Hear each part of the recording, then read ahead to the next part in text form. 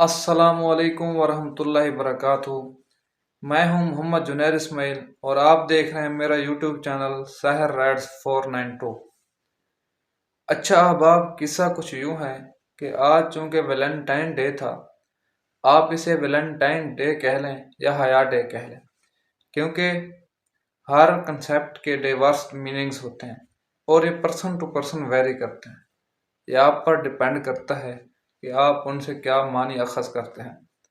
Literature का student होने के नाते मैं ये बात जानता हूँ कि मीनिंग दो किस्म के हैं, एक कनोटेटिव मीनिंग और डिनोटेटिव मीनिंग।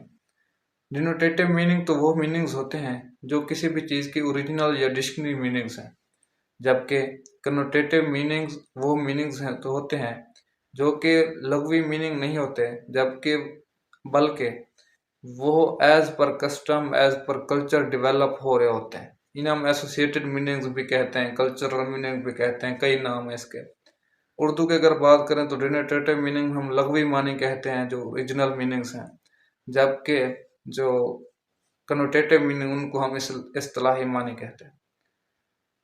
अब होता यह है कि जो डिनोटेटिव मीनिंग्स हैं वो तो through out the word same रहते हैं, यानी उनमें बदलाव नहीं आता, जबकि जो कनोटेटिव मीनिंग्स होते हैं वो एसोसिएट होते हैं, वो जो भी यानी प्रैक्टिसेस हो रहे होते हैं उनके मुताबिक वो डेवलप हो रहे होते हैं। यानी कनोटेटिव मीनिंग बुनियादी तौर पर डेवलप होते हैं प्रैक्टिसेस के मुताबिक, जिस तरह अनुभवें होती हैं जो यानी हो रहे होते हैं, अमल हो रहे होते हैं, उसी के मुताबिक वो डेवलप होते हैं। यानी अगर बात करें वैलेंटाइन डे के डिनोटेटिव मीनिंग की, तो उसमें कोई किसी को भी शायद इतराज ना हो।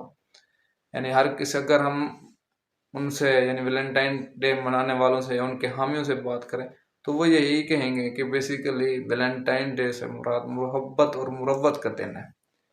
तो फिर अगर हम इसी चीज़ को तस्लीम कर लें तो फिर इसमें कोई इतराज़ नहीं है या किसी किसी किस्म की कोई कबाहत नहीं है कि जब दुनिया में हर तरफ नफ़रत और यानी एक दूसरे को ज़ेर करने की बातें हों और नफ़रत या बुग़्ज़ क्रिएट करने की कोशिश की जाए मुख्तलिफ़ वजूहात को सामने रख के, कभी कास्ट, कभी रिलीजन, कभी कस्टम्स, कभी जो हो वो हैं जोग्राफिकल बेसिस पे, कभी इकोनॉमिकल बेसिस पे, कभी सोशल, इसी तरह कभी मोरल बेसिस पे।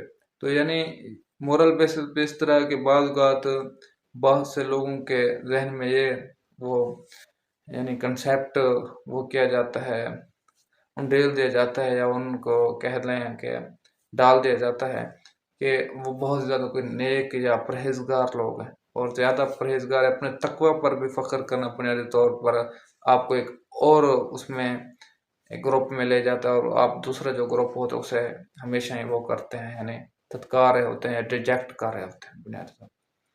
तो ये इन तमाम बेसिस पे जब तकसीम हो रही हो, तकसीम दर तकसीम हो रही हो, तो उसमें मोहब्बत और मुरव्वत के दिन मनाने पे किसी को इसका इतराज़ हो सकता है।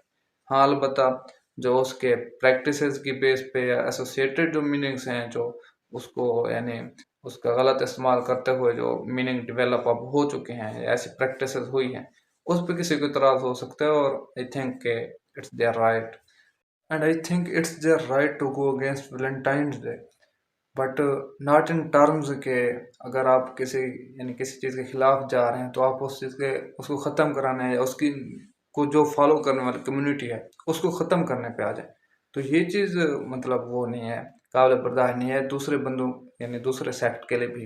अगर दूसरा सेक्ट उसको यानी उन बंदों के खिलाफ हो जाता है, उन यानी लोगों के खिलाफ हो जाता है जो उसके अमल पैरा है, तो ये गलत कंसेप्ट है। यानी आप अपने अकीदे पे या अपने जो भी आपके सोच है या जो आपकी टीचिंग्स है उस पर अमल पैरा हैं और दूसरों को उसके ऊपर आगाह कर रहे हैं। आगाह करना या अपना नुक्ता नज़र सामने रखने तक तो काबिल कबूल है, लेकिन अगर आप डंडे के ज़ोर पे या फोर्सफुली ये चाहते हैं कि आप दूसरों के जो वो हैं जो भी यानी उनकी प्रैक्टिसेस हैं, जो जो भी उनके एक तरह से मैं कह लूँ जो भी जिस चीज़ को वो तस्लीम करते हैं, जो भी उनके अकायद हैं, उनको ख़त्म करने के या उन अकायद में इस्लाह करने के तो इतना तक हक यानी हो सकता है कि आप उन अकायद को करेक्शन करने के, अगर आपको वो लगता है कि आप लॉजिकल बेस पे हैं, लेकिन उन अकायद को मानने वालों को ख़त्म करना या उनको डंडे के ज़ोर पर वो करना ये कभी काबिल बर्दाश्त नहीं हो सकता। इसी तरह जो एसोसिएटेड मीनिंग्स हैं या कल्चरल मीनिंग्स हैं वो हयात डे के भी समथिंग वो हो सकते हैं, यानी डिफरेंट भी हो सकते हैं और वो वेरी भी कर सकते हैं। हो सकता है कि हयात डे की जो परसेप्शन है वो वैलेंटाइन डे के लोगों के सामने अजीब हो या स्टूपिड किस्म की हो, मे भी हो सकता है। इस तरह की हो सकता है, इस वजह से तो वो दूसरे यानी उस पे अमल पैरा है ना, अगर उन्हें ये एप्लीकेबल लगता तो इसी पे अमल पैरा होता है। तो ये डिपेंड करता है कि अगला किस यानी परसेप्शन को लेकर चल रहा है। तो हम क्या कर सकते हैं, हम इतना कर सकते हैं कि अपनी परसेप्शन को सिंपली वो कर सकते हैं, एक्सप्रेस कर सकते हैं। जिस तरह हम कर सकते हैं इसी तरह दूसरे जो भी यानी सेक्ट उसको वो करने वाला है वो कर सकते हैं। तो ये डिपेंड करता है कि आप किस उसमें लेते हैं, पर्सपेक्टिव में लेते हैं। तो वैलेंटाइन डे की ये तो एक्सप्लेनेशन सारे वो डिटेल्ड हो गए।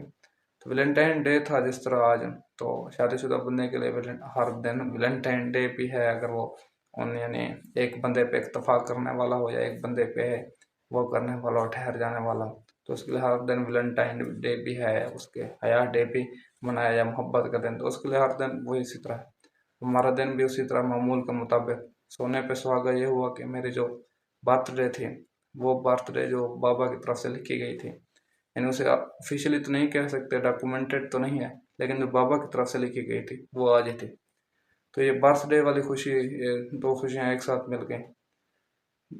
इसको वैलेंटाइन डे में इतना हमारे यहाँ तो हाइप क्रिएट नहीं होती उतना ज़्यादा जिस तरह अर्बन एरियाज में होती है। तो वो तो मामूल के मुताबिक दिन गुजरा, लेकिन जो जन्मदिन की थी तो उसका जो वो था रूटीन वगैरह थी वो थोड़ा डिफरेंट थे, थोड़ा हटके थी।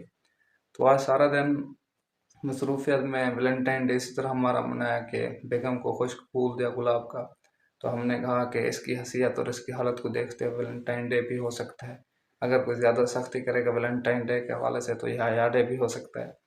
तो एक खुश्क फूल दिया, उसने बेगम को वो किया, एक तरह से खुश किया, और उसकी ताहाल बहरहाल खुशबू बरकरार थी। और उसके अलावा बेगम को ससुरालिस्तान का चक्कर भी लगवाया। इस तरह जो टेम्परेचर था वो मुतदल रहा, और ये भी जो यानी गरज चमक का भी इम्कान जो थे वो ख़त्म हो गए।